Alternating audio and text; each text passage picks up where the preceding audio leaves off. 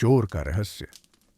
यह दास्तान किसी पुराने गांव की मौन संध्या जैसी है, जहां हवा में दबा कोई घना रहस्य तैरता रहता है और दिल कुछ पल को ठिठक सा जाता है। अगर इस वक्त आप अपने घर की चौपाल या आंगन में आराम से टिके हैं, आंखें आधी मुंदी हैं और मन किसी अनकही कथा को सुनने को बेचैन है, तो बस ध्यान से सुनते जाइए। अगर यह सफर धीरे धीरे आपके दिल तक उतर आए, तो इस चैनल को सब्सक्राइब करना न भूलें और कमेंट में अपने गांव या शहर का नाम जरूर लिखें। यहां हर दिन एक नई कहानी, एक नया सच आपका इंतजार करता है। आपके लिए, सिर्फ आपके लिए। आपका छोटा सा लाइक, एक प्यारा सा कमेंट मुझे और कहानियां लाने का हौसला और जोर देता है। तो अब सांसें हल्की कर लीजिए, कमरे की रोशनी थोड़ी मंद कर दीजिए और चलिए इस गांव की रहस्यमयी गलियों में धीरे धीरे कदम बढ़ाते हैं। रात थी, अमावस्या का चांद कहीं नजर नहीं आता। आसमान में बादलों की मोटी परत और बीच बीच में टिमटिमाते तारे। रामपुर गांव में रात का सन्नाटा असामान्य रूप से भारी था, ऐसा कि जो कानों में गूंजे और दिल की धड़कनें तेज कर दे। दूर तक झिंगुरों की आवाज भी थम चुकी थी, जैसे वे भी किसी अनजाने डर से सिमट गए हों। धीरे चलती ठंडी हवा में मिट्टी और गेहूं के खेतों की महक घुली हुई थी, पर इस खुशबू के पीछे एक अजीब सा बोझ भी महसूस होता, मानो यह हवा कोई पुरानी दबा दी गई बात अपने साथ बहाए लिए जा रही हो, जिसे कोई सुनना ही न चाहता हो। रामपुर देखने में बिल्कुल आम गांव था। मिट्टी की गलियां, पुराने पीपल के पेड़ तले टूटी चारपाई, कुएं के पास गपशप में लगे कुछ बूढ़े और घरों के सामने बैठी औरतें जो बाजरे की रोटी सेंकती। पर पिछले 3 महीनों से यहां एक अजीब सा माहौल बना हुआ था। चोरी पर चोरी, कभी किसी के घर से अनाज, कभी खेती के औजार, कभी नकदी। यहां तक कि एक रात मंदिर की घंटी भी गायब हो गई। हैरानी की बात यह कि किसी ने पुलिस में शिकायत दर्ज नहीं कराई। लोग बस एक दूसरे को देखकर सिर हिलाते और अपने अपने घरों के दरवाजे भीतर से बंद कर लेते। पीपल के पेड़ के नीचे बैठे बुजुर्गों में से गोवर्धन काका ने सिर्फ इतना कहा, हमारे गांव के मसले गांव के भीतर ही सुलझेंगे, बाहर से कोई दखल नहीं। पास बैठे रामनाथ बाबा ने चुप्पी तोड़ी, कुछ बातें होती हैं बेटा, जिनके बारे में ज्यादा पूछना अच्छा नहीं। कुछ राज अगर खुल गए तो मुसीबतें और बढ़ जाएंगी। उनके चेहरे पर डर और आंखों में एक अजीब सी चमक थी, जैसे वे कुछ जानते हों पर कहना न चाहते हों। चोरी के बाद लोग घरों के बाहर पहरा बिठाने के बजाय दरवाजे अंदर से जड़ लगा लेते। अफवाह फैली थी, जिसने भी चोर का नाम लेने की जुर्रत की, उसके घर अनहोनी हुई। कहीं मवेशी मर गए, कहीं फसल जल गई, कहीं कोई बच्चा अचानक बीमार पड़ गया। लोग इसे श्राप कहते, ऐसा श्राप जो बरसों पहले इस गांव ने खुद अपने गले में डाल लिया। गांव की बुजुर्ग औरतें फुसफुसाकर यही कहती, पर किसने श्राप दिया और क्यों, ये कोई नहीं बताता। उस रात अचानक कुत्तों के भौंकने की आवाज ने सन्नाटे को चीर दिया। दूर एक घर के पीछे कोई साया तेजी से गुजरा। आवाज इतनी हल्की कि जैसे बस हवा सरकी हो, लेकिन ध्यान से सुनो तो वह इंसानी कदमों की आहट थी। छोटू नाम का छोटा लड़का, जिसे नींद में प्यास लगी थी, बाहर आया और दीवार से चिपक कर देखने लगा। उसने देखा, काले कपड़ों में लिपटा एक आदमी, सिर पर पुरानी तुर्की टोपी, मिट्टी के रास्ते को पार कर अंधेरे में गुम हो गया। छोटू का दिल इतनी तेजी से धड़क रहा था कि उसे लगा, इसकी आवाज पूरे गांव तक पहुंच जाएगी। बिल्कुल नहीं, पिता सपाट स्वर में कहते हैं। तुम्हें पता भी है कितने लड़के उन कागजों पर साइन करते हैं और कभी लौटते ही नहीं। जहाज, तैरती हुई ताबूतें हैं, वो तो बस डराने की कहानियां हैं। तुम बहस करते हो लोगों को दौलत से दूर रखने के लिए। मैं लौटकर इतना अमीर बनूंगा कि आपके सारे कर्ज चुका दूं, और उससे भी ज्यादा। पिता की आंखें सिकुड़ जाती हैं। अगर तुम वीओसी के लिए चले गए तो लौटकर यहां जगह की उम्मीद मत करना। अगर लौटे तो ये शब्द भीतर तक चुभ जाते हैं, मगर फैसला तुम कर चुके हो। उसी रात तुम अपनी छोटी छोटी चीजें समेटते हो, एक अतिरिक्त कमीज, अपना चाकू और वे कुछ सिक्के जो तुमने बचाए थे। भोर से पहले तुम्हारे पैरों की आहट के साथ तुम उस घर से फिसल निकलते हो जिसे तुमने हमेशा अपना माना था। एम्स्टर्डम का सफर 2 दिन का लगता है। ऊबड़ खाबड़ गाड़ी अंतहीन खेतों से गुजरती है, फिर एक सड़क किनारे सराय में रात, जो तुम्हारी आधी बचत निगल जाती है। अंततः क्षितिज पर फैला हुआ शहर दिखता है, उसकी चर्च की मीनारें आसमान को छूती हुई लगती है। एम्स्टर्डम तुम्हारी इंद्रियों पर चढ़ जाता है। सड़कों पर जितने लोग तुमने एक जगह कभी नहीं देखे, उससे भी ज्यादा भीड़ है। दुकानदार अपने माल की पुकार लगाते हैं। मसालों, मछली और न नहाए शरीरों की मिलीजुली गंध हवा में तैरती रहती है। तुम धीरे धीरे बंदरगाह की तरफ बढ़ते हो, जहां तुमने सुना है वीओसी के दफ्तर हैं। रुक जाओ, गांव के लड़के, रास्ता भटक गए हो क्या? कोई आवाज पुकारती है। तुम मुड़ते हो। एक बहुत सलीके से कपड़े पहना आदमी तुम्हारी तरफ आ रहा है। उसके कपड़े तुम्हारे गांव में देखी किसी भी चीज से बढ़कर हैं। रेशमी वेस्ट कोट, चमकते बूट, एक छोटी पंख वाली टोपी। मैं वीओसी के दफ्तर ढूंढ रहा हूं। तुम कहते हो, मैं नाविक बनकर साइन करना चाहता हूं। उसकी आंखें चमक उठती हैं। क्या किस्मत है, मैं हूं हेनरिक वॉन ग्रूट, कंपनी का रिक्रूटर। वह हाथ बढ़ाता है। तुम बिल्कुल ठीक आदमी से मिले हो। सब कुछ थोड़ा ज्यादा ही आसान लगता है, मगर शहर की चालें तुम क्या जानो। उसके आत्मविश्वास और बढ़िया कपड़ों के आगे तुम भरोसा कर लेते हो। मैं तुम्हें हमारी सबसे अच्छी जहाजों में से एक पर पक्का स्थान दिला सकता हूं। हेनरिक आवाज नीची करके कहता है, मेरे बिना आजकल नाम लिखवाना लगभग नामुमकिन है। बहुत सारे आदमी हैं, जगह बहुत कम। मेरे पास ज्यादा पैसे नहीं हैं। तुम मान लेते हो? हेनरिक हाथ हिलाकर कहता है, बस थोड़ी सी फीस, जिसे हम तुम्हारी तनख्वाह से एडवांस मान लेंगे, और जहाज चलने तक रहना खाना भी हो जाएगा। कंपनी के आदमी को सड़क पर तो नहीं सुलाएंगे, है ना? इससे पहले कि तुम ज्यादा सोच पाओ, हेनरिक तुम्हें एम्स्टर्डम की भूल भुलैया जैसी गलियों से ले जाता है और पूर्वी इंडीज की कहानियां सुनाता है। वहां की औरतें, वो आंख दबाकर कहता है, टच नाविकों पर जैसे टूट पड़ती हैं। और मसाले, कुछ सोने से भी कीमती। एक सफल यात्रा से लोगों ने हवेलियां खड़ी कर दी। कितने समय के लिए जाना होगा? तुम पूछते हो। 5 साल का करार सामान्य है। वह कहता है, समय उड़ जाएगा और तुम धनी बनकर लौटोगे।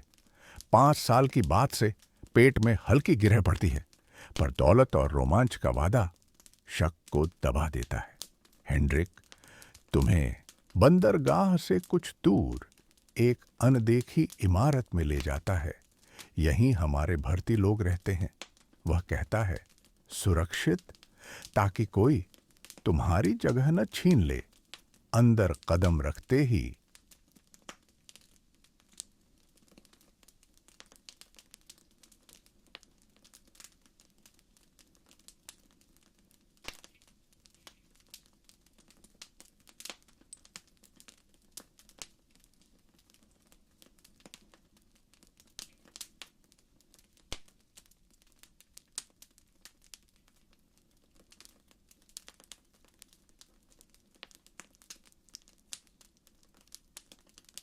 यह सिर्फ सामान्य डर नहीं था, कुछ भीतर तक दबा हुआ, जो पीढ़ी दर पीढ़ी यहां के लोगों में भर दिया गया था।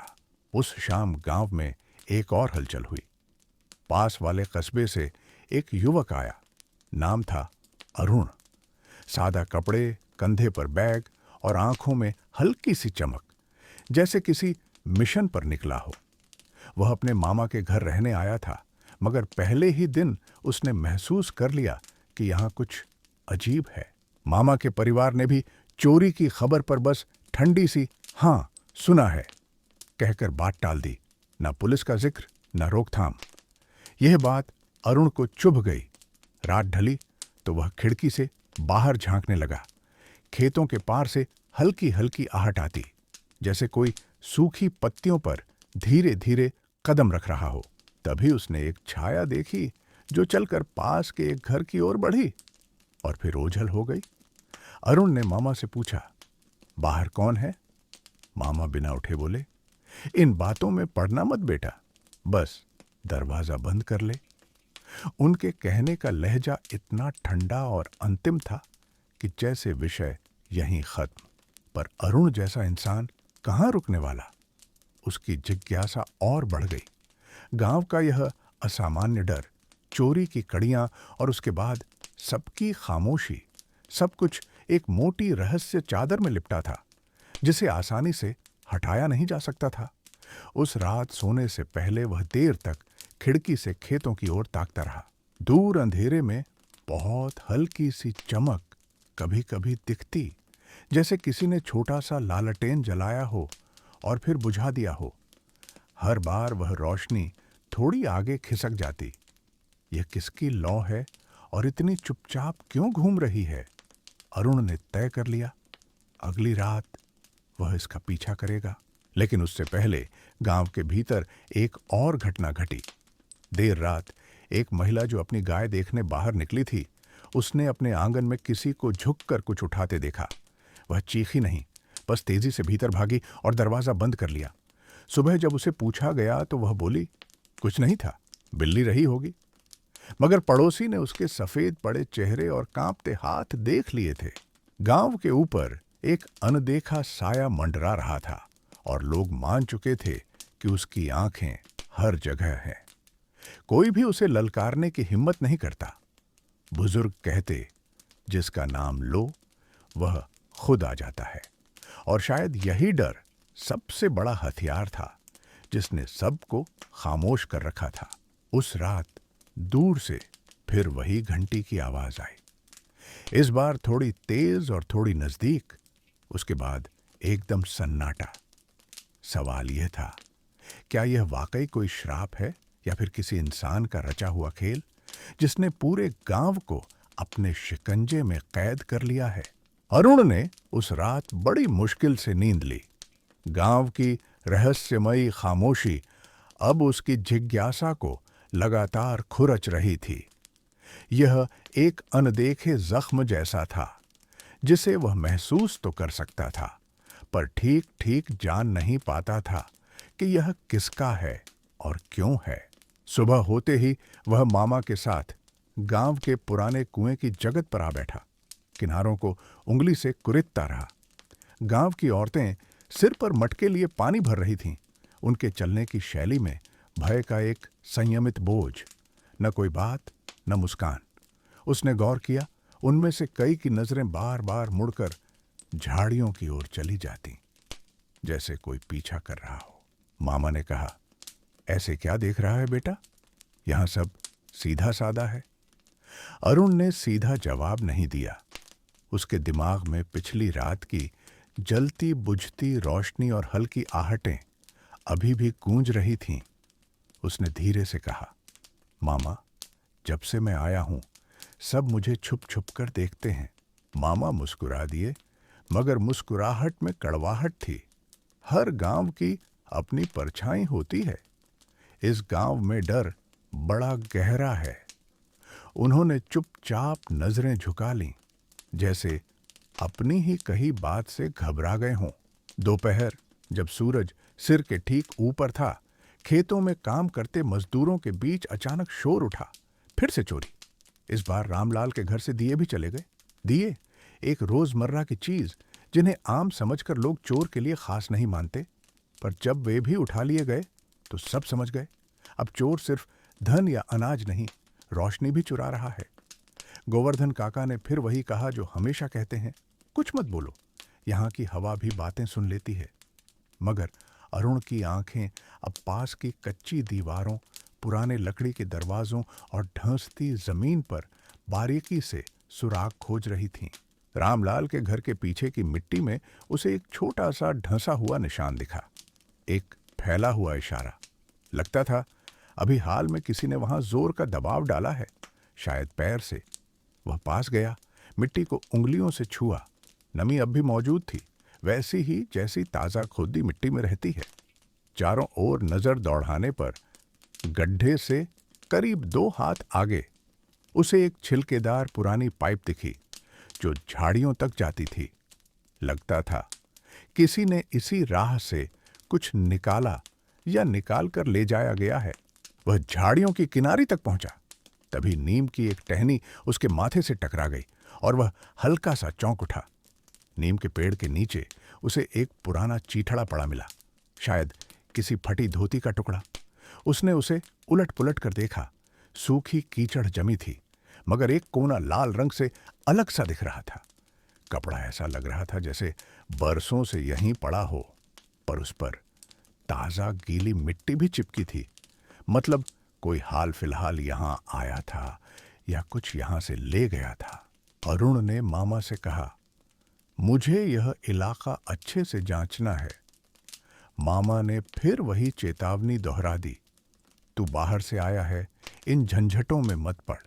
यहाँ की कहानियां बहुत गहरी हैं, छोड़ा नहीं पाएंगे। उस शाम अरुण ने मन बना लिया, अब वह खुद चोर का पीछा करेगा। स्कूल के पीछे वाले पीपल की छांव में वह करीब 2 घंटे तक बैठा रहा, जहां से पूरी गली साफ नजर आती थी। सांझ ढलते ढलते गांव की आवाजें धीमी पड़ने लगीं। बच्चे घरों को लौटे, औरतें सिर ढककर दरवाजे भीतर से बंद करने लगीं, एक एक कर। पीपल पर चिड़ियों का झुंड अपने आखिरी सुर में गुनगुना रहा था। फिर चारों तरफ मौन फैल गया। आसमान में तारे अभी पूरी तरह नहीं निकले थे, पर अंधेरा गाढ़ा होता जा रहा था। अचानक पीपल और स्कूल की दीवार के बीच एक धुंधली परछाई तैरती सी दिखी। छरहरा, तेज कदमों वाला, पर डरा हुआ सा। अरुण की धड़कन तेज हो गई। उसने बहुत धीरे धीरे उठकर उसी दिशा में कदम बढ़ाए। अपने जूतों की आहट मिटाने के लिए जूते भी उतार दिए। वह साया रामलाल के घर के पीछे खड़ी पुरानी कच्ची दीवार के पास आकर ठिठका। इधर उधर देखा और दीवार से लगी झाड़ियों में झुक गया। अरुण महज 2 फुट दूर छिपकर सांस रोके देख रहा था। तभी वह साया मिट्टी में कोई चीज गाड़ने लगा। वह हर थोड़ी देर में चारों ओर नजर फेरता। शायद उसे किसी मौजूदगी का आभास हुआ। वह झट से सीधा हुआ।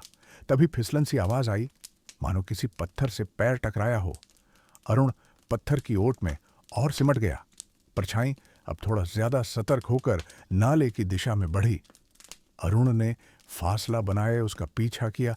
वह आगे आगे, अरुण पीछे पीछे, जैसे 2 बिल्लियां एक ही मांस के टुकड़े पर नजर गड़ाए हों। पुराने कुएं के पीछे वह साया आकर रुक गया। वहां की मिट्टी ज्यादा गीली थी, जैसे बरसों से वहां पानी ठहरता हो। उसने हाथ से एक छोटी पोटली निकाली, कुएं की मुंडेर पर रखी और चारों ओर गर्दन घुमाकर देखा। पोटली खोली, अंदर कुछ चमकती पीतल की चीजें, शायद कल के दिए। वह उन्हें एक एक करके कुएं में फेंकने लगा। हर दिए के गिरते ही गूंजती सी आवाज, ठू ठू, रात के सन्नाटे में दूर तक जा लगती और हर ध्वनि जैसे किसी नए राज को कुएं की गहराई में धकेल देती। अरुण वहीं चिपका रहा। उसके मन में कौंधा, यह सिर्फ चोरी नहीं, कोई बड़ा रहस्य है। दिए चुराकर कुएं में क्यों फेंके जा रहे हैं? क्या यह किसी अनुष्ठान का हिस्सा है या इस कुएं से जुड़ा कोई पुराना खौफ? तभी परछाई ने सिर ऊपर उठाया। उसकी तुर्की टोपी का कोना चांदनी की हल्की रेख में चमक गया। वह बुदबुदाया। आवाज इतनी धीमी कि अरुण बस इतना सुन पाया। माफ करना, मजबूरी है, इन्होंने कहा है। अगले ही पल वह साया कुएं में झांक कर जंगल की ओर भाग पड़ा। कुछ ठहर कर अरुण कुएं के पास पहुंचा। उसने उंगलियों से मुंडेर छुई। नमी अब भी थी, जैसे अभी किसी ने हाथ रखा हो। उसने अंदर झांका। सिवाय अथाह अंधेरे के कुछ दिखाई ना दिया। उसी क्षण उसे महसूस हुआ, सच्चाई जितनी वह समझ रहा था, उससे कहीं ज्यादा गहरी और शायद ज्यादा खतरनाक है। करीब आधी रात को वह धीरे धीरे घर लौटा। मामा अब भी जाग रहे थे। आंगन में एक लालटेन टिमटिमा रही थी। कहाँ था तू? मामा ने सपाट सी आवाज में पूछा, जिसमें झुंझलाहट और भय दोनों मिले थे। यूं ही हवा लेने गया था, अरुण बोला, पर उसके चेहरे की सख्ती छिपी न रही। मामा ने थोड़ी देर सोचकर धीमे कहा, ज्यादा जानने की कोशिश मत कर। जो यहां सच जान लेता है वह ज्यादा नहीं जीता। उस रात अरुण को नींद नहीं आई। बार बार वही दृश्य, दिए कुएं में फेंकना, बड़बड़ाती आवाज और इन्होंने कहा है का रहस्य उसके दिमाग में घूमते रहे। अब उसे साफ महसूस हुआ, यहां सिर्फ एक चोर नहीं, पूरा गांव किसी अदृश्य दहशत में जी रहा है। ऐसा डर जो सच बोलने या जानने की हर कोशिश पर जानलेवा साबित हो सकता है। सुबह होते ही वह फिर उस कुएं के पास पहुंचा।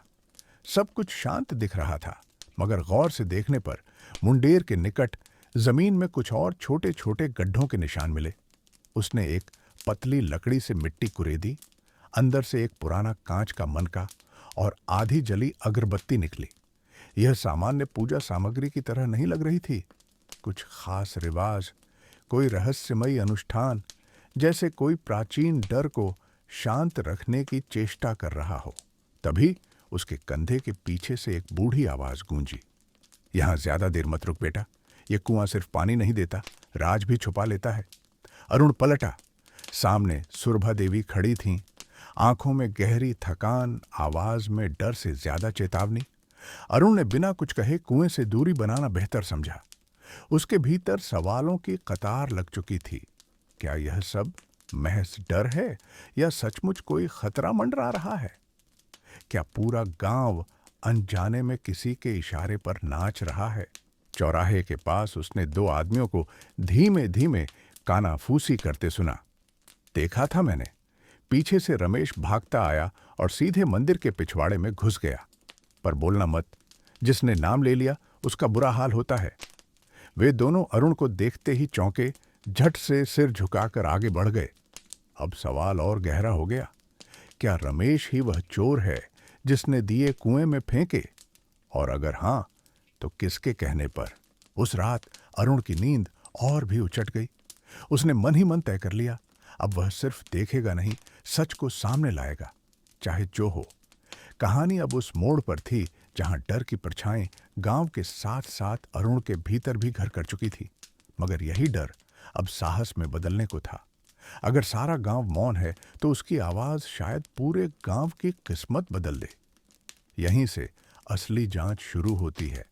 सामने कई दरवाजे थे, कौन सा पहले खोले तय करना कठिन। पर एक बात साफ थी, अब वापसी नामुमकिन थी। अगली सुबह अरुण एक नए जज्बे के साथ निकला। अब उसके पास सिर्फ सवाल नहीं, जवाब खोजने की जबरदस्त ललक भी थी। उसने ठान लिया, वह सिर्फ देखने सुनने तक सीमित नहीं रहेगा, चाहे कितना भी डर क्यों न हो। उसे मालूम था, यह गांव रहस्यों की धूल धूसरित परतों से ढका है और उन परतों को उसे ही हटाना होगा। वह अकेला था, गांव वाले साथ नहीं देंगे, फिर भी उसके कदम मजबूत थे। उसने मामा को पीछे छोड़ अकेले निकलने का फैसला किया। दिन चढ़ा हुआ था, हवाएं थमी थीं, गलियों में सब कुछ सामान्य, बच्चों की खिलखिलाहट, औरतों की गपशप, बूढ़ों की बैठकी। पर अरुण की निगाहें इन सब के पीछे छिपे सच को टटोल रही थीं। पहली बार वह उस मंदिर की ओर गया जिसका नाम लोग डर और यकीन दोनों से लेते थे। मंदिर का फाटक पुराना, धीरे धीरे जर्जर, रंग फीका। पर सबसे अहम था मंदिर के पीछे का घुमावदार रास्ता, जहां आखिरी बार रमेश की परछाई जाती दिखी थी। अरुण ने उस छिपी राह को ध्यान से टटोला।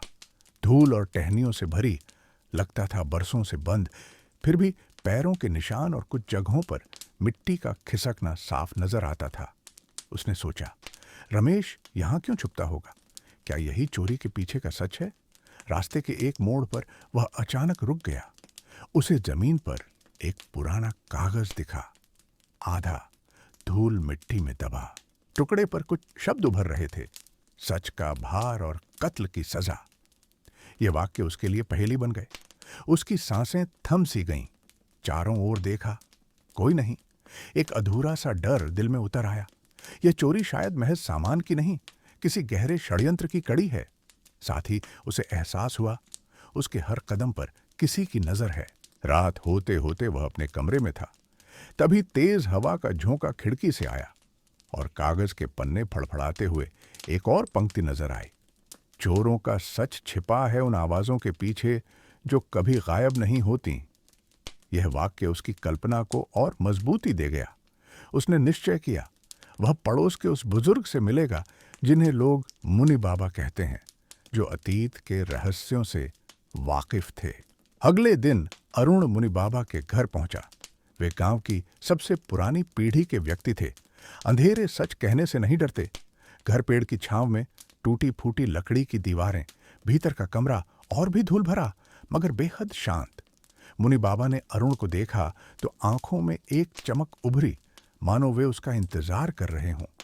अरुण ने बिना भूमिका के पूछा, मुनि बाबा, इस गांव की चोरी के पीछे असल राज क्या है? लोग एक दूसरे से क्यों डरते हैं? मुनि बाबा धीमे स्वर में बोले, बेटा, यह बात कुछ वर्षों पहले की है, जब रामपुर में एक बड़ी घटना ने गांव की आत्मा छलनी कर दी। तब यहां एक तांत्रिक आया था। सब उसे बाहरी समझते थे, पर उसकी शक्तियां सच थीं। उसने कहा था, जिसने भी उस वारदात की सच्चाई से पर्दा उठाया, उसके बाद गांव पर अभिशाप टूट पड़ेगा। इसी डर ने सबकी जबान बांध दी और तभी से यह क्रूर खेल शुरू हुआ। चोरी तो बस बहाना है, असली बात है डर और खामोशी की साजिश। अरुण समझ गया। अब तक वह सतह खुरच रहा था, अब गहराई में उतरना होगा। मुनि बाबा ने उसे एक पुरानी डायरी थमा दी, जिसमें उस तांत्रिक और उससे जुड़ी घटनाओं का ब्यौरा दर्ज था। वह डायरी अरुण को उन धूल धूसरित पन्नों तक खींच ले गई जिन्हें अब तक कोई पढ़ना भी नहीं चाहता था। रात को लौटकर उसने पहली बार डायरी खोली। पन्नों में कड़वे सच दर्ज थे। कैसे गांव के कुछ बड़े लोगों ने उस तांत्रिक की हत्या की और कैसे जाते जाते उसने सच की धुंध पूरे गांव पर डाल दी। हर पन्ना एक नया सवाल खड़ा करता, ये लोग सच क्यों छुपाए बैठे हैं? अगली सुबह मंदिर के सामने अरुण की नजर रमेश पर पड़ी। उसकी आंखों में चोर जैसा अपराधबोध नहीं, बल्कि एक दबा कुचला इंसान दिखा, जैसे किसी सच्चाई के बोझ तले अपनी जान दांव पर लगी हो। अरुण ने ठान लिया, अब वह सीधे रमेश से बात करेगा और सच सामने लाने की कोशिश करेगा। यूं ही अरुण की जिज्ञासा, गांव के रहस्य और मौन की परतें धीरे धीरे खुलने लगीं। मगर क्या वह सच का सामना करने को तैयार था? लोग इतने डरे हुए क्यों हैं? और आखिर चोर है कौन? उस सुबह का आरंभ कुछ अनोखा था। धूप तीखी थी, मिट्टी की सूखी खुशबू हवा में तैर रही थी। रामपुर के घने पेड़ों की छांव तले लोग अपने अपने काम में लगे थे, मगर अरुण का मन कहीं और भटक रहा था। पिछली रात देखी हर बात उसके भीतर खुरच रही थी। मामा के साथ बैठा वह बीड़ी के धुएं को उंगलियों में मरोड़ता रहा। दिमाग में अब भी वही दृश्य तैर रहा था। काले कपड़ों में एक अजीब सा साया दीवार के पीछे से धीरे धीरे उतरता, फिर कुएं के पास कुछ छुपा कर लौटता। मामा बोले, यहाँ की कहानियां जमीन में दबी हैं और हवाओं की सर्दी में घुली, इसी से गांव चलता है। अरुण चुप रहा, पर उसकी नजरों में संकल्प की लौ साफ झलक रही थी। उसने सोचा, अब कुछ करना ही होगा। न तो वह इस चुप्पी में शामिल होगा, न डर के आगे झुकेगा। लेकिन उसे मालूम था, यह डर बहुत गहरा है, जो सिर्फ चोरी भर नहीं। उस दिन वह मंदिर की ओर बढ़ा, ठीक वैसे जैसे कोई गूढ़ दरवाजे पर दस्तक देकर भीतर उतर रहा हो। मंदिर का फाटक बहुत पुराना, लकड़ी की ढहती चौखट, बारिश और समय के आगे झुकी हुई। पास की दीवारें चिपचिपी कांच से ढकियों। मंदिर के पीछे जहां रमेश को घुसते देखा गया था, वह संकरा घुमावदार रास्ता टूटी फूटी ईंटों और कांटेदार झाड़ियों से पटा पड़ा था। ठंडी धूप के बावजूद वहां का माहौल भारी और डरा देने वाला। अरुण ने कदम संभाल कर बढ़ाए। मिट्टी की गंध में एक गाढ़ी अनकही पकड़ महसूस होती थी। चलते चलते उसे एक फटा कागज मिला। धूल और मिट्टी में अटके पुरानी स्याही के टूटे शब्द, सच का भार और कत्ल की सजा। उसने पन्ना बैग में रख लिया, सोचते हुए कि यह इशारा उसी राज की ओर है जो चोर के पीछे छुपा बैठा है। राह पर नजर दौड़ाते उसने देखा, कुछ जगहें ऐसी थीं जहां ताजा दबाव के निशान पड़े थे, सूखी पत्तियां जैसे अभी अभी हिली हों। वातावरण मानो अपने भीतर कोई गहरा खौफ छिपाए था। अचानक एक ठंडी हवा का झोंका आया। उसकी चेतना चौकन्नी हो गई। आराम करने की बजाय उसने तय किया, आज ही मुनि बाबा से मिलना है। मुनि बाबा सिर्फ समय के गवाह नहीं, अतीत की कहानियों के जीते जागते संग्रहालय थे। उनका घर गांव के किनारे, पुराने अकबर के पेड़ की छांव तले, लकड़ियों और सूखे पत्थरों के बीच बना। अरुण के कदमों की आहट सुनकर वे दरवाजे से झांके। आंखों में एक अनोखी चमक, मानो कोई बुझी लौ फिर से जल उठी। उन्होंने हाथ बढ़ाकर कहा, मैं जानता था तुम आओगे। अरुण को लगा ये इंतजार जैसे बरसों पुराना था। उसने सीधे पूछा, मुनि बाबा, यहां हर कोई चुप क्यों है? चोरी के पीछे का सच क्या है? कोई इस पर बात क्यों नहीं करता? मुनि बाबा ने गहरी सांस ली और धीरे बोले, बेटा, रामपुर बहुत पुरानी मुसीबत से जूझ रहा है, इतनी गहरी कि जो सवाल करते हैं या तो गायब हो जाते हैं या डर के मारे मौन। उन्होंने बताया, कुछ साल पहले एक प्रसिद्ध तांत्रिक आया। लोग उसे बाहरी मानते थे, पर उसकी शक्तियां असली थीं। वह अनकहे सच उजागर करना चाहता था, पर गांव के कई बड़े लोग डर और शर्म के कारण उसे बर्दाश्त न कर पाए।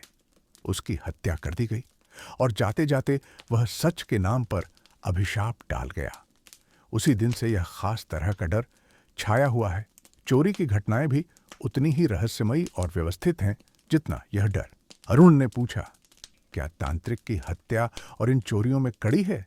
मुनि बाबा का उत्तर धीमा पर ठोस था, हाँ बेटा, सब जुड़ा हुआ है, मगर यह समझना आसान नहीं।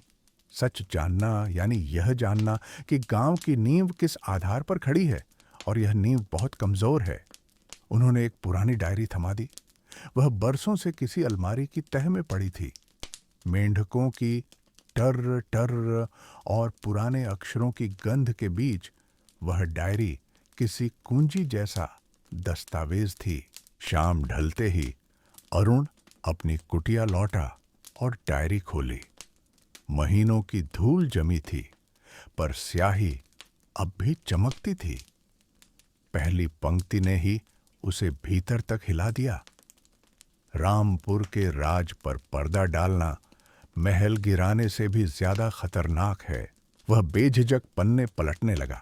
लिखा था, कैसे गांव के कुछ रसूखदार लोग तांत्रिक की हत्या में शामिल थे और कैसे उसी दिन गांव की आत्मा में डर का बीज रोप दिया गया।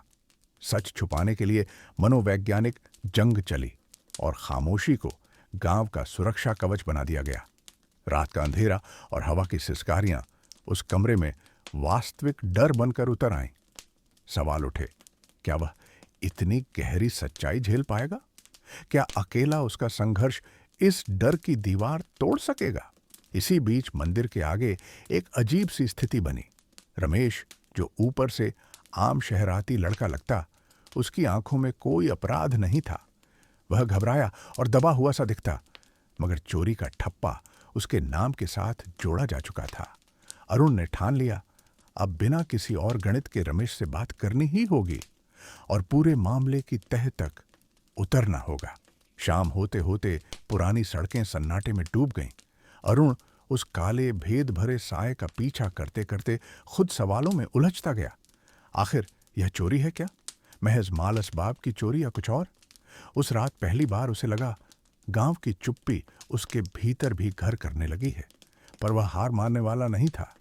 भीतर से एक धीमी आवाज उठी, यह इतना बड़ा डर बना कैसे? और क्या सच जानने की कीमत उसे चुकानी पड़ेगी? उस पहली जंग, जो पूरी कहानी का पहला बड़ा मोड़ थी, में अरुण ने निष्कर्ष निकाला कि वह अकेला नहीं। इस साए, इन चोरियों और दबाव के पीछे कोई बड़ा खेल है जो पूरे गांव को अपने शिकंजे में जकड़े हुए हैं। सबके बावजूद उसका दिल सच्चाई के लिए धड़क रहा था। अगले कदम में अरुण की हिम्मत गांव वालों का डर और चोर की परछाई के पीछे छुपा असली राज सामने आना था। क्या रमेश से सच सुनकर वह गांव का मौन तोड़ पाएगा? क्या सच की रोशनी उस कुएं की गहरी रात चीर देगी? यह सब शून्य में टंगा था और पूरा गांव मानो सच की प्रतीक्षा में सांस रोके था। अरुण की जिज्ञासा अब आग बन चुकी थी। खामोशी, दबे सच और चोरी के पीछे का रहस्य उसके मन में डर और उत्सुकता का अजीब संगम पैदा कर रहे थे। उसने तय किया, वह अब नहीं छुपेगा, उसे जड़ तक जाना होगा। तीसरे दिन की सुबह फिर उसी पुराने मंदिर से शुरू हुई। पहली किरणें जैसे मंदिर की दीवारों पर सोने की पतली परत बिछा रही थीं। मंदिर के सामने जहां दिन भर चहल पहल रहती, आज माहौल कुछ अलग था। लोग थोड़े ज्यादा खामोश, जैसे किसी की नजर उन्हें तौल रही हो। अरुण धीरे धीरे मंदिर के पीछे बने उसी पुराने चक्करदार रास्ते की ओर बढ़ा। रमेश की परछाई याद आती रही। राह पीपल के पेड़ों और तनी हुई झाड़ियों से घिरी थी, मिट्टी जगह जगह उखड़ी सी। उसने हर कदम सोच कर रखा। मिट्टी के निशान, बारीक दरारें, इधर उधर गिरे पत्ते, सब जैसे कुछ कह रहे थे। थोड़ा आगे उसे एक छोटा सा पुराना कुआं मिला, बीमार और सूखा सा। किनारों पर पानी का कोई चिन्ह नहीं था। उसने ध्यान से देखा, मुंडेर के पास बिखरी हुई चीजें पड़ी थीं, जली बुझी बातें, एक टूटा कटोरा और पानी में आधा डूबा झिरझिरा कागज। वह झुककर कागज निकाल लाया। धूल जमी थी, मगर कुछ अक्षर साफ थे। यह कोई साधारण कागज नहीं, शायद किसी पुराने रिकॉर्ड का हिस्सा। पन्ने पर अधूरे शब्द थे, चोरी का असली कारण और खतरा भीतर ही। पहली बार उसे चोरी से जुड़ा ऐसा ठोस साक्ष्य मिला था। उसने बैग कसकर टांगा, निश्चय किया, यही उसका पहला ठोस सुराग है, बर्फ तोड़ने की दिशा में। वह वापस लौट रहा था कि एक झाड़ी के पीछे से कुछ हिलते हाथ दिखे और दो लोगों की फुसफुसाहट सुनाई दी। उसने खुद को छुपा लिया और कान तेज कर दिए। क्या रमेश ने तुम्हें बताया? एक खींची हुई आवाज। दूसरा बोला, हमें डर है, अगर अरुण को सब पता चल गया तो हमारा राज फूट जाएगा। वो बहुत तेज है, अगर उसने सुराग जोड़ लिए तो हम खत्म हैं। अरुण के भीतर आग भड़क उठी। उसे समझ आ गया, रमेश सिर्फ मोहरा है, पीछे कोई बड़ी साजिश काम कर रही है। जो भी हो, अब वह अकेला ही आगे बढ़ेगा। उस रात अरुण ने गांव की गलियों और खेत किनारों की लय को सुना। हर छोटी आहट, हर फुसफुसाहट, कोई भी सुराग वह हाथ से जाने नहीं देना चाहता था। तभी मंदिर के सामने उसे एक बच्चे की फुसफुसाहट सुनाई दी। डर मत, मैं कुछ जानता हूं। पर जैसे ही बच्चे ने उसे देखा, वह भाग निकला।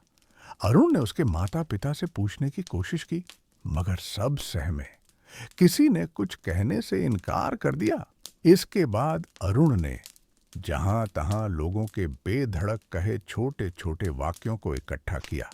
जहां चोरी पर थोड़ा खुलकर बात हो जाती थी, उसे मालूम पड़ा, ये घटनाएं कुछ चुनिंदा घरों तक सीमित नहीं। गांव के कुछ ताकतवर लोग हर परत में कहीं न कहीं शामिल हैं। अगले दिन अरुण गांव के सबसे पुराने और भरोसेमंद पुस्तकालय की ओर बढ़ा। वहां अनगिनत अद्भुत, कभी असली कभी नकली दस्तावेज दबे पड़े थे, जिनमें गांव की किस्मत का पुरातन इतिहास भी छुपा था। उसने एक किताब उधार ली, जिसे लोग पुरखे के नाम से जानते थे। उसमें एक घटना का जिक्र था। कई साल पहले गांव के कुछ बड़े लोगों ने एक निर्दोष इंसान की हत्या कर दी थी, जो गांव के दलदल को उघाड़ना चाहता था। कहा जाता है, तांत्रिक उसी व्यक्ति की आत्मा का श्राप बनकर लौटा, जो खामोशी को तबाही में बदल देगा। वह बेरहम कहानी अरुण को भीतर तक हिला गई, पर उसने महसूस किया, वह सही दिशा में है। तब से हर चोरी के पीछे उसी पुरानी आत्मा की फुसफुसाहट जोड़ दी जाती रही। क्या यह सच था? क्या उसी घटना की भयावहता आज के आतंक की जड़ थी? अगले कुछ दिनों में अरुण ने हिम्मत जुटाई और रमेश से आमने सामने बात की। रमेश, जिसे लोग अरुण से पहले एक मामूली चोर समझते थे, असल में सच्चाई की चाबी निकला। उसने धीरे कहा, चोरी मैंने की, मगर मजबूरी में। गांव के कुछ बड़े लोग हमें इस्तेमाल करते हैं। चोरी का माल बाहर भिजवाया जाता है, हम उन्हें पकड़ नहीं सकते। अरुण को लगा जैसे उसे गहरे समंदर में धकेल दिया गया हो। इतनी भारी सच्चाई जो वर्षों की चुप्पी के पीछे दबी थी। जो लोग गांव के नियम बनाते थे वही चोर निकले। बुजुर्गों की बैठक में अरुण ने खुलकर पूछा, क्या कोई इस पर बात करेगा? जवाब में सन्नाटा छा गया।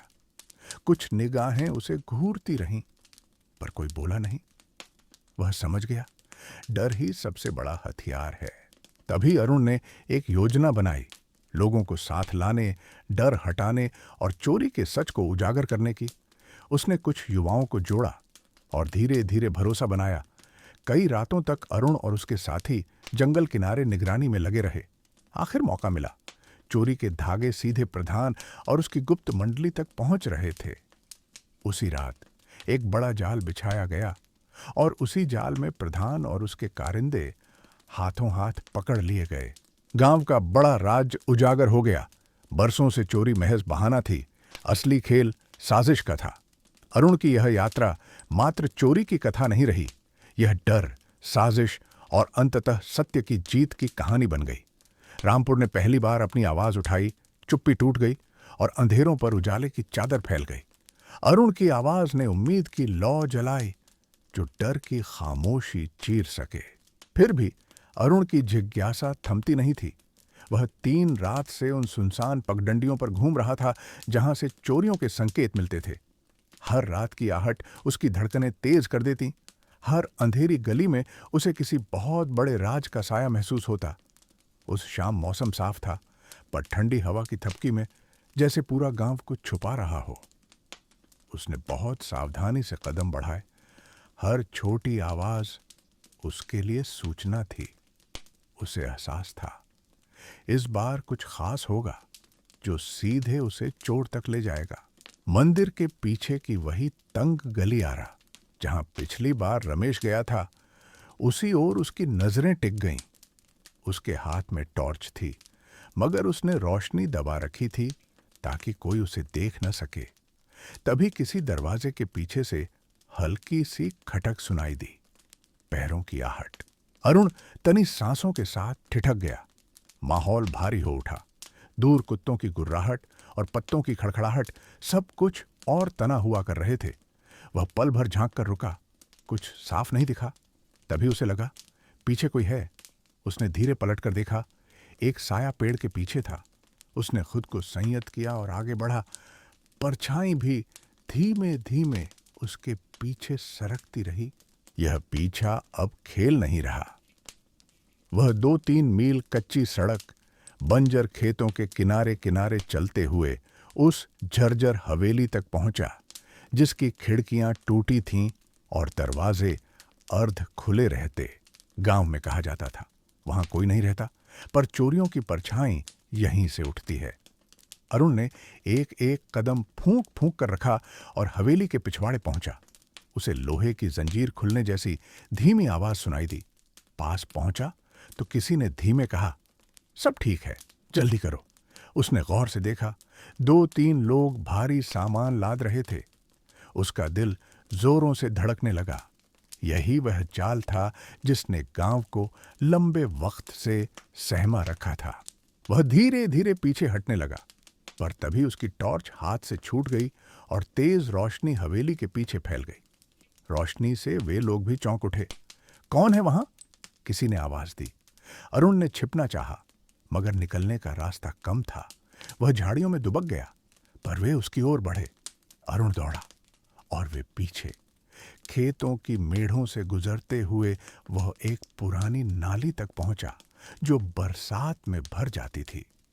उसने छलांग लगाई और घने पेड़ों के बीच छिप गया।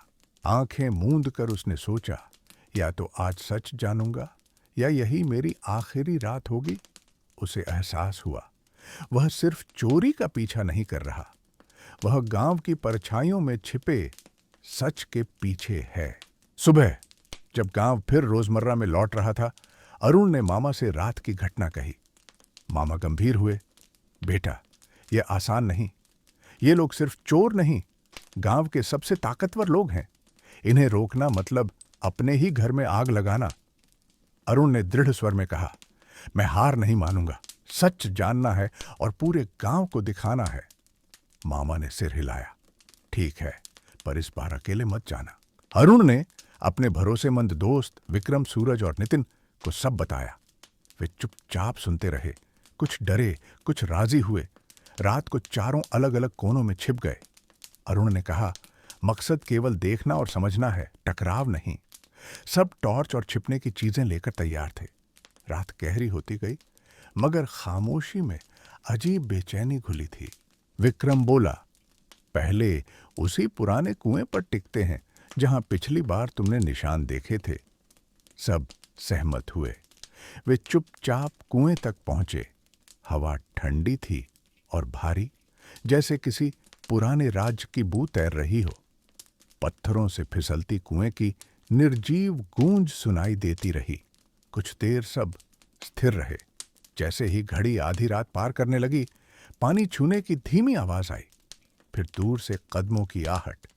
अरुण फुसफुसाया, शांत रहो, यही लोग हैं। अंधेरे में कुछ परछाइयां चौहद्दी की दीवारें छूती कुएं की ओर आईं। उनकी टॉर्च बंद थी, पर इन चारों की आंखें अंधेरे में भी बहुत कुछ पढ़ लेती थीं। साए कुएं के पास रुके। यही वही लोग थे जो पिछली रात टॉर्च की चमक देखकर उसके पीछे पड़े थे। वे भारी भरकम बोरे उठाए थे और उन्हें कुएं में फेंकने की तैयारी में। अरुण की हिम्मत कसौटी पर थी। उसने फुसफुसाकर कहा, बीरे, चलो पकड़ते हैं इन्हें। दोस्त आगे बढ़ने को ही थे कि अचानक गांव के एक कोने से तेज रोशनी उन पर पड़ी। तुम सब वहीं रुको, एक कड़क आवाज गूंजी। अरुण और उसके दोस्त झट से ओंठ में गए। सामने 7-8 पुलिस वाले और कुछ बड़े लोग थे जो चोरी के जाल को रंगे हाथ पकड़ने छिपे हुए थे। उसी रात उस गिरोह का भंडाफोड़ हो गया जो बरसों से गांव को दहला रहा था। प्रधान और उसके कुछ साथी दबोच लिए गए। अरुण समझ गया, इस सपाट दिखते गांव के पीछे कितने गहरे और स्याह इरादे पल रहे थे। अगले दिन गांव की सबसे बड़ी बैठक में अरुण ने सबके सामने पूरी बात रखी। कुछ आंखों में डर था, कुछ में पछतावा। बहस हुई, पर सच सामने था। अंधेरे राज की परत उतर चुकी थी। अरुण ने कहा, अब डरना नहीं, मिलकर इसे खत्म करेंगे। धीरे धीरे लोगों ने खामोशी तोड़ी और रामपुर की कहानी नई दिशा में मुड़ गई। यहीं से असली मोड़ आया। खामोशी टूटी तो हर सच उजागर हो गया और अरुण जैसे युवाओं ने हिम्मत से गांव को रास्ता दिखाया।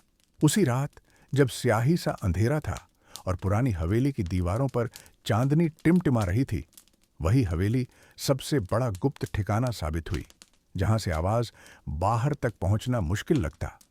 कई दिनों की छिपकर की गई निगरानी के बाद अरुण और उसके साथी आखिर वहां तक पहुंचने का साहस जुटा पाए। यहीं उन्हें यकीन था कि चोर और उनका मास्टरमाइंड छिपे हैं। करीब 8 बज रहे थे। हवेली चारों ओर घने पेड़ों और झाड़ियों से घिरी। हवा में अजीब सा भारीपन था, मानो हवा भी सच से असंतुष्ट हो। अरुण ने कलाई पर बंधी टॉर्च की रोशनी धीमी कर दी। उसकी हर सांस हल्की थी। तभी एक दरवाजा चरमराया। अरुण, विक्रम और सूरज झाड़ियों की आड़ में सिमट गए। सबकी नजरें दरवाजे पर जमी थीं। अचानक कुछ परछाइयां बाहर आईं और सामान लादने लगीं। उनके कदम इतने नपे तुले थे कि साफ था, ये सब पहले भी कई बार हो चुका है, पर इस बार वे खास सतर्क थे। अरुण ने आंखें फाड़ कर देखा। उनके हाथों में बोरे थे, कभी अनाज, कभी बहुमूल्य चीजें, कभी नकदी। फिर एक भयावह पल, जब उन्होंने देखा कि वे बोरे हवेली के एक गुप्त तहखाने की ओर ले जाए जा रहे हैं, जहां पुरानी दीवारों के भीतर एक झरझरा सटा हुआ गुप्त दरवाजा छिपा था। अरुण ने फुसफुसाकर कहा, रुको, हमें वहीं जाना होगा। विक्रम ने सिर हिला दिया। चेतावनी के बावजूद वे दबे पांव दरवाजे की तरफ बढ़े। दहलीज पर आकर उनके कदम थम गए। अरुण ने धीमी मगर ठोस आवाज में कहा, यहीं दफन है वो राज जिसने गांव को सालों परेशान रखा है। रामपुर की रात पर अचानक सन्नाटा उतर आया। जमीन की ठंडक और हवा की सिहरन ऐसी थी जैसे सबकी सांसें अटक गई हों। तभी दरवाजा धीरे धीरे कराहते हुए खुला और अंदर से फीकी सी रोशनी बाहर फिसली। अरुण ने गहरी सांस ली और भीतर घुस गया। विक्रम और सूरज उसके पीछे पीछे। अंदर और भी गाढ़ा अंधेरा था। दीवारों पर पुराने निशान, धुंधले चित्र और मिट्टी की कसमसाती गंध। तहखाना गांव के इतिहास की छुपी परतों जैसा लगता था। तभी भीतर से किसी की धीमी आवाज आई, तुम्हें अंदाजा नहीं कि क्या कर रहे हो? ऐसा लगा मानो कोई दीवारों के भीतर से बोल रहा हो। अरुण ने टॉर्च की किरण आगे बढ़ाई। दीवार पर उखड़े पपड़ीदार हिस्सों में कुछ लिखा दिखा। एक पुरानी हिस्ट्री डायरी के फटे पन्ने जिन पर खत जैसी लिखावट थी। सच जानना गांव को बुरी तरह हिला देगा। तेरे कदम रोके नहीं जाएंगे। अरुण के हाथ थरथरा उठे। फिर भी उसने कुछ और पन्ने पलटे। उनमें दर्ज था सालों पहले हुई एक हत्या, एक तांत्रिक की। उसके बाद गांव ने अपनी बेबसी और खामोशी को ओढ़ लिया। अरुण सोच में डूब गया। अगर यह सच है तो क्या यही वजह है कि डर और चोरी ने रामपुर को कैद कर रखा है? तभी पीछे से फुसफुसाहट सी आई, तुमसे बेहतर इस गांव का सच कोई नहीं समझेगा, पर जो है वह सब कुछ उजाड़ देगा। अरुण मुड़ा, पर वहां कोई नहीं, सिर्फ परछाइयों की लहरें। पहली बार उसे लगा डर और सायों का सारा जाल अपनी जड़ तक दिख रहा है। अब यह कहानी सिर्फ चोरियों की नहीं रही, यह गांव के अतीत के दबे अपराध की दास्तान बन गई थी, जो धीरे धीरे उभरनी थी। अब सच परत दर परत खुलेगा। बुजुर्ग जो छिपे हैं, युवा जो डर कर मौन हैं, और वह तांत्रिक, सब किस धागे से बंधे हैं? क्या अरुण इस तहखाने से पूरी कहानी लेकर बाहर निकलेगा, या किस्मत उसे फिर चुप करा देगी? अंधेरा रामपुर पर छाया था, पर अरुण के भीतर सच की लौ जल उठी थी। वह उस तहखाने से बाहर आया जहां उसने गांव की दबी सच्चाइयों के अनगिन पन्ने देखे थे। वे किस्से जो बरसों लोगों की जुबान से दूर रहे, आज उसके सामने खुल रहे थे। हर कदम उसे महसूस होता, अब उसकी हिम्मत और जिज्ञासा का असली इम्तिहान सामने है। तहखाने से लौटकर जब वह गलियों में चला, उसके दिमाग में सवाल घूम रहे थे। इस बस्ती की खामोशी किस गहरे डर की दास्तान है? रात में किसके कदम बजते हैं? वह इन सवालों को थाम नहीं पा रहा था। अगले दिन वह मंदिर के पास पहुंचा, जहां रमेश को आखिरी बार देखा गया था। रमेश, जिसकी परछाई को लोग चोर मानते रहे, पर उसकी असली सच्चाई क्या थी? अरुण ने तय किया, अब उससे सीधे बात होगी। मंदिर के सामने उसने रमेश को बुलाया। रमेश की आंखों में कुछ ऐसा था जिससे लगा वह बहुत कुछ छुपा रहा है, मगर मजबूरी साफ झलक रही थी। उसने झिझक कर कहा, मुझे लगता है मैं इस गांव के सबसे बड़े राज का हिस्सा हूं और इससे भाग नहीं सकता। अरुण ने समझाया, अगर चोरी की वजह बता देगा तो हम सब मिलकर हल निकालेंगे, डरने की बात नहीं। धीरे धीरे रमेश खुला, चोरी सिर्फ मेरा काम नहीं, मुझे कुछ बड़े बुजुर्गों ने मजबूर किया। धमकी दी गई कि अगर जुबान खोली तो मेरे परिवार की जान जोखिम में होगी। यहां हर कोई चुप रहने को मजबूर है, क्योंकि सच सुनने वाला आजाद नहीं रह पाता। अरुण की आंखों में एक साथ गुस्सा और सहानुभूति तैर आई। उसने कहा, तुम्हारा डर समझता हूं, पर अगर हम साथ खड़े हुए तो यह गिरोह कमजोर पड़ेगा। उसी वक्त मंदिर के दरवाजे से कुछ बुजुर्ग बाहर आए और वहीं ठहर गए। उनकी नजरें अरुण और रमेश पर जमी रहीं। वे वही लोग थे जिनके नाम गांव में आदर से लिए जाते, और काला राज भी इन्हीं के बीच पलता रहा। अरुण ने महसूस किया, यही बुजुर्ग उस गहरे रहस्य के संरक्षक हैं जिससे गांव का डर बंधा है। वह रुका नहीं, सीधा उनसे मुखातिब हुआ। बुजुर्गों ने नजरें झुका लीं और धीमे बोले, सच हर किसी के लिए नहीं होता बेटा।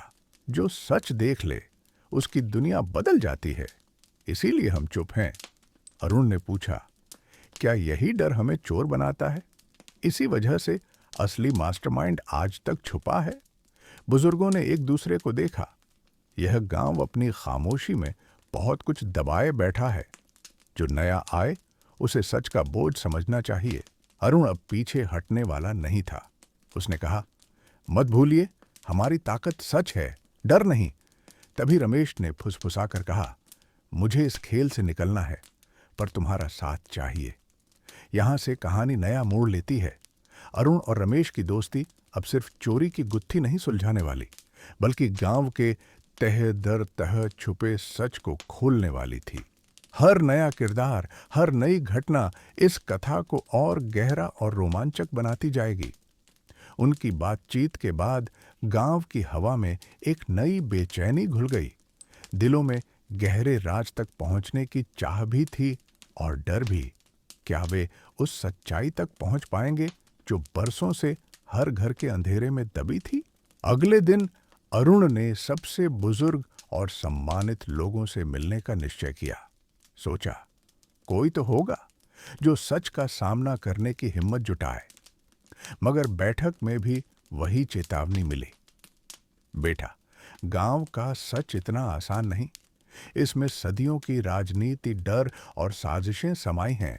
एक दिन बाद शाम को अरुण को रामपुर के सुनसान हिस्से में होने वाली एक गुप्त बैठक का पता चला। जानकारी उसे एक पुराने दोस्त से मिली जो कुछ लोगों के साथ जुड़ा था। वे राजस्व, संपत्ति और बड़े फैसलों पर गोपनीय बातें करते। अरुण ने ठाना वह छिपकर जाएगा और सच जानेगा। रात के अंधेरे में वह एक पुरानी टपरी के पीछे दुबक गया, जहां से पूरी सभा दिखती थी। उसकी धड़कन तेज थी, सब गंभीर थे और जो बातें हुईं उन्हें सुनकर अरुण सिहर उठा। वे नामी बुजुर्ग ही उसी चोरी और साजिश के धागों से जुड़े थे जिनसे गांव सहमा रहा था। वे चोरी छिपे माल का कारोबार करते, पैसों के जाल बिछाते और लोगों को डरा धमकाकर मौन रखते। जो इसे बाहर लाएगा उसका अंजाम तय है, किसी ने ठंडे स्वर में कहा। अरुण ने मन बना लिया, यह सब सबके सामने लाना होगा। आसान नहीं था। ज्यादातर लोग डर के मारे बोलने से कतराते। फिर भी उसने नए साथियों के साथ योजना बनानी शुरू की। वे छोटे छोटे इशारों से खबर देते, हिम्मत बढ़ाते। धीरे धीरे उम्मीद की किरण फैलने लगी। एक दिन सच्चाई उजागर होगी। इसी बीच रमेश और खुला बताया कैसे परिवार को धमकाकर उसे चोरी में धकेला गया और कैसे उसे साजिश पर चुप रहने को मजबूर किया गया। उसकी आंखों में डर था, पर भरोसा भी कि अरुण जैसे लोग इसे बदल सकते हैं। वक्त गुजरता गया। अरुण की मेहनत रंग लाने लगी। गांव के कुछ युवक उसके साथ जुड़े। रात में गश्त, खबर जुटाना, लोगों से संवाद, सब एक साथ चलने लगा। आखिर वह रात आई जब सब तैयार थे। अरुण ने चौपाल में गांव के प्रमुखों और चोर मंडली के बीच की साजिश उजागर कर दी। जो नेता और आदरणीय थे वही मास्टरमाइंड निकले। गांव की खामोशी टूट गई। लोगों में नई ऊर्जा जागी। यह कथा सिर्फ चोरी की नहीं, डर और साजिश पर सच की जीत की कहानी बन चुकी थी। यहीं से नया अध्याय शुरू हुआ। सच की रोशनी में गांव ने खुद को फिर से पहचाना और नई उड़ान भरी। खामोशी दरक चुकी थी। अरुण की हिम्मत ने उन काले पर्दों को खींच दिया जो सालों से हवा में घुले थे। मगर हर सच सीधा नहीं होता। परतें हटते ही लोग और भी जटिल, दर्दनाक पहलुओं से रूबरू हुए। रमेश की दास्तान ने सबका ध्यान सिर्फ डर से हटाकर नई दिशा में मोड़ दिया। वह महज चोर नहीं, साजिश के जाल में फंसा मोहरा था। धमकाया गया, परिवार को खतरा, आवाज दबाई गई। अब वह अरुण के साथ मिलकर उन्हीं जालसाजों को बेनकाब करना चाहता था जिनके कारण गांव का भरोसा टूटा। अरुण ने बुजुर्गों और युवाओं को साथ जोड़ा। रात दिन मेहनत, हर चोरी से जुड़े सुराग, और धीरे धीरे पूरी साजिश सामने आने लगी। पता चला प्रधान, जो सबसे प्रभावशाली लोगों में था, असल मास्टरमाइंड है, चोरी का माल शहर में बेचता, जबकि लोग उसे गांव का हितैषी मानते। फिर वह दिन आया जब अरुण ने चौपाल में सभी के सामने सच रख दिया। गांव में हलचल मच गई। कुछ गुस्से से भर उठे, कुछ डर से कांपे, कुछ खुद को दोषी मानकर झुका लिए। प्रधान और उसका गिरोह बचाव में जुटा, पर अब लोग जाग चुके थे। अरुण बोला, हमने खामोशी तोड़ दी है, अब मिलकर नई शुरुआत करेंगे, डर छोड़ेंगे, सच अपनाएंगे। बदलाव की पहली रोशनी दिखी, चोरियां थमने लगीं, लोग एक दूसरे पर भरोसा करने लगे। राह आसान नहीं थी, बीच बीच में पुराने डर सिर उठाते, पर अब रामपुर समझ चुका था, डर से दूर जाकर ही सच पकड़ा जा सकता है। लोग अरुण की अगुवाई में नई दिशा पकड़ रहे थे, यकीन के साथ कि चोर बस छिपे चेहरे नहीं, हम खुद अपने भय से लड़ सकते हैं। यह वही दास्तान है जहां एक चोर का सच जानकर पूरा गांव जाग उठा और डर को अपने ऊपर हावी नहीं होने दिया। झील किनारे खड़ी वह पुरानी हवेली, जिस पर वक्त की धूल जमी थी, गांव में एक अजीब सी बंद किताब थी। वहां कोई जाता नहीं, मगर आज रात उन्हीं दरवाजों की जरूरत थी, क्योंकि यहीं कुछ ऐसा होना था जो पूरे गांव का भविष्य बदल देगा। अरुण ने खुद को मजबूत किया। अब डरना नहीं। पिछली जांच और खोज उसे उस राज के बहुत करीब ले आई थीं जो जमीन के नीचे दबा था। हर कदम नया सवाल लाता, पर उसने ठान लिया, वह उस गुप्त सभा का हिस्सा बनेगा और अंदर छिपे सच को फिर दफन होने से रोकेगा। हवेली के पिछवाड़े वाली गली में अरुण और उसका साथी विक्रम ओट में छुपकर बैठ गए। वहां से जर्जर पर्दों वाली पुरानी खिड़की साफ दिख रही थी। हवा की हल्की सरसराहट के बीच अंदर से बहस की तेज आवाजें तैर कर आ रही थीं। अरुण ने सांस रोके कान लगाए। वे आवाजें उन्हीं बुजुर्गों और असरदार लोगों की थीं जिन्होंने सालों गांव के फैसले किए, पर आज वे एक गुप्त साजिश की ऊहापोह में थे। यह चोरी का मसला भीतर से हमें ज्यादा नुकसान दे रहा है, इसे दबाना होगा। अगर सच बाहर गया तो हमारा खेल खत्म, एक बुजुर्ग बोला। दूसरे ने हामी भरी। अरुण का दिल धड़कने लगा, आंखों में आग थी। बैठक में गांव के वे ही सबसे प्रभावशाली लोग मौजूद थे जो नीतियों और किस्सों दोनों को मोड़ते आए थे और अब खुलकर भ्रष्टाचार धोखाधड़ी के जाल में जकड़े दिख रहे थे। रमेश को पकड़ लिया गया है, किसी ने कहा। अब अगला कदम अरुण को भी बाहर रखना होगा, नहीं तो सब कुछ फूट पड़ेगा। अरुण ने मुट्ठियां भींच लीं, ठान लिया कि इस राज्य को उजागर करने के लिए उसे पूरे गांव को साथ लाना होगा। पर यह उतना आसान नहीं था जितना लगता। बैठक के बाद वह गांव के कुछ तैयार ख्याल युवाओं से मिला।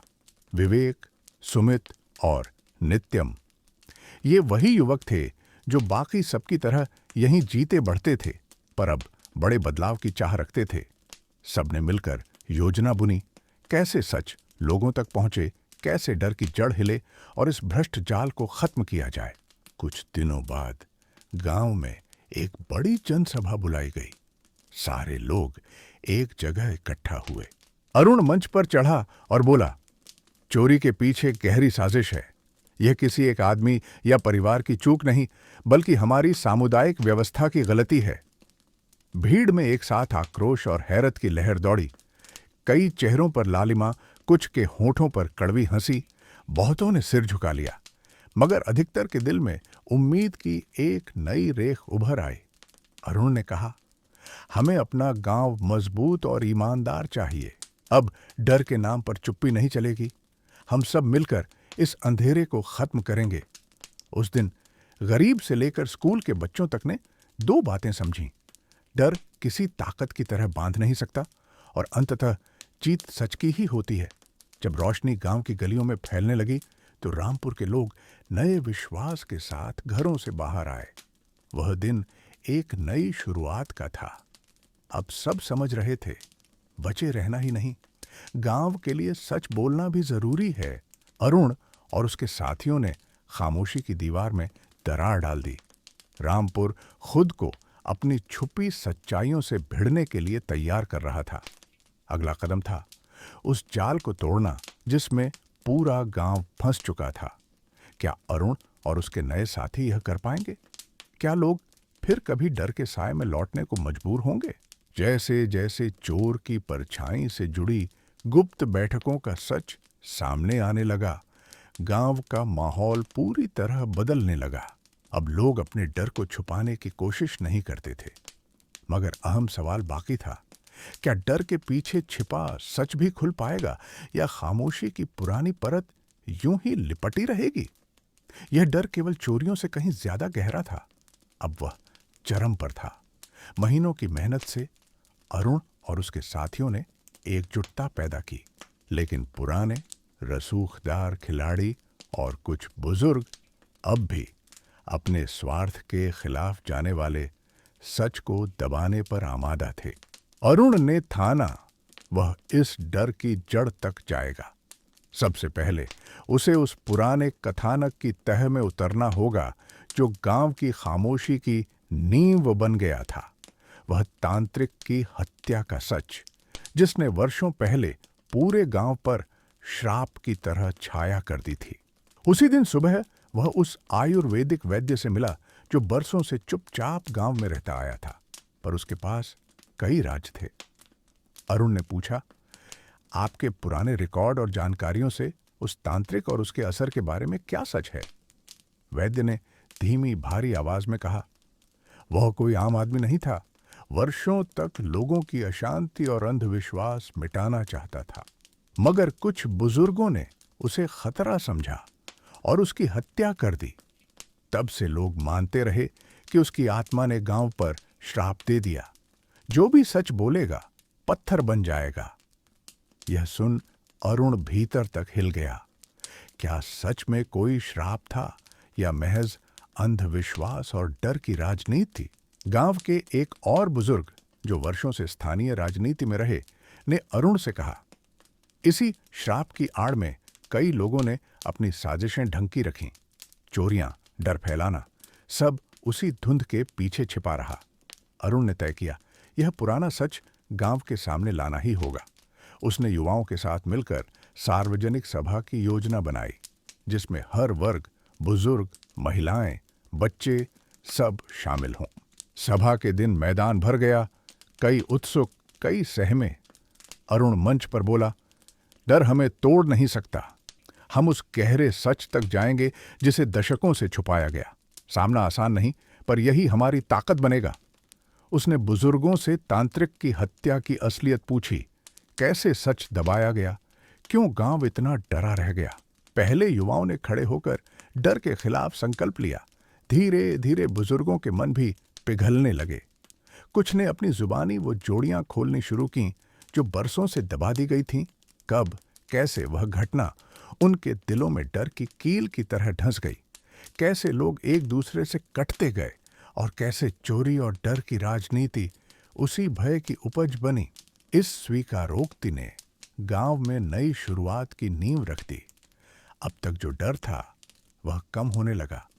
लोग खुलकर बोलने लगे और सच्चाई के साथ जीने का मन बनाया। अरुण समझ गया, डर मिटाना आसान नहीं, पर जब सच सामने आ जाता है तो डर अपने आप गलने लगता है। उस रात कमरे में लौटकर उसे महसूस हुआ, खामोशी टूट चुकी है। लोग अब रोशनी में जीना सीख रहे हैं। यहां से कहानी नए मोड़ पर थी। गांव के भीतर छिपे डर को समझना और खत्म करना उतना ही जरूरी जितना चोरी के सच को बेनकाब करना। अरुण की चुनौती अब केवल मास्टरमाइंड से भिड़ना नहीं, पीढ़ियों से पल्ले उस भय को हराना भी थी। सवाल उठता रहा, क्या वे इस डर को पूरी तरह मिटा पाएंगे या वह फिर परछाई बनकर झपटेगा? उधर जैसे हर किस्से का एक तय मोड़ आता है, इस कहानी में भी एक बड़ा पल आया जिसने बुजुर्गों के छुपे राज खोले और गांव को भीतर तक झकझोर दिया। अब तक मिले तथ्य तांत्रिक की हत्या और उसके श्राप की किंवदंती पर टिके थे। लोग मानते थे कि यही डर उनकी खामोशी की वजह है, जिसने चोरी और बाकी मसलों को ढक रखा। मगर जब अरुण ने पुराने रिकॉर्ड और बुजुर्गों की गवाही खंगाली तो चौंकाने वाला सच निकला। यह श्राप दरअसल गांव के नेताओं द्वारा रचा गया नकली जाल था, ताकि वे मनमानी कर सकें। अरुण गांव के सबसे पुराने घर तक गया, नए सुराग जुटाए, कुछ दस्तावेज हाथ लगे जिनमें साफ था तांत्रिक की हत्या के पीछे गांव के कुछ प्रमुख लोग थे। अपनी गलती छुपाने को डर फैलाया गया और श्राप का मिथक गढ़ा गया। इस अफवाह ने लोगों में इतना खौफ भर दिया कि वे सच बोलने से कांपने लगे। यह सच पढ़कर अरुण के कदम अनजाने में तेज हो गए। उसे समझ आया, जिस डर ने गांव को जकड़ा वह सुनियोजित भ्रम था, जाने बूझे फैलाया गया। इस नकली डर के मालिक अपने फायदे के लिए पूरी बस्ती को काबू में रखते आए थे। अरुण ने युवाओं संग तय किया, इस मिथक को तोड़ा जाएगा और गांव को सच की राह पर लाया जाएगा। उन्होंने कुछ सच्चे बुजुर्गों और पढ़े लिखे लोगों को साथ जोड़ा, जो इस सच्चाई को स्वीकारने और फैलाने को तैयार थे। चौपाल में फिर सभा हुई। इस बार अरुण ने कहा, वह श्राप केवल कागजों पर लिखा झूठ है, कुछ लोगों के स्वार्थ का औजार। अगर हम सच को स्वीकार लें और मिलकर चलें तो कोई डर हमें बांध नहीं सकता। शुरुआत में कई लोग घबरा गए, कुछ विरोध में खड़े हो गए, लेकिन धीरे धीरे सब समझने लगे, अब उस पुराने झूठ से बाहर आने का वक्त है।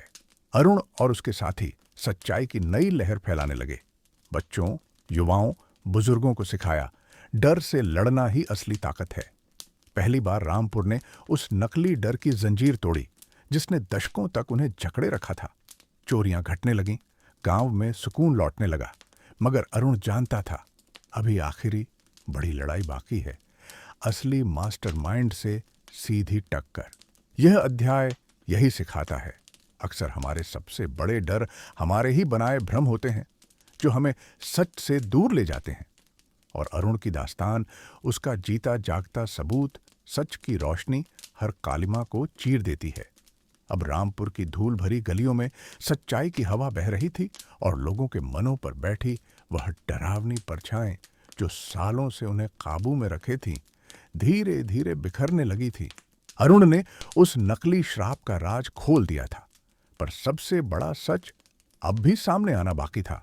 असली मास्टरमाइंड का खजाना, यानी उसका जखीरा और असली चेहरा, वह कौन था और वह कैसे पूरे गांव की जिंदगी को अपने झूठ और डर के जाल में जकड़े रखे हुए था। अरुण ने अपनी टीम के साथ मंथन किया, अगला कदम क्या हो और किस उस शख्स तक पहुंचा जाए जो चोरियों को नजरअंदाज कर गांव की संपत्ति और विश्वास दोनों को लूट रहा है। तस्वीर बहुत जल्द साफ हो गई। गांव का प्रधान ही उस मास्टरमाइंड का केंद्र था। वह अभाव में जीते लोगों का भरोसा समेटता और उसी के नाम पर चोरी का माल शहर में खपाता।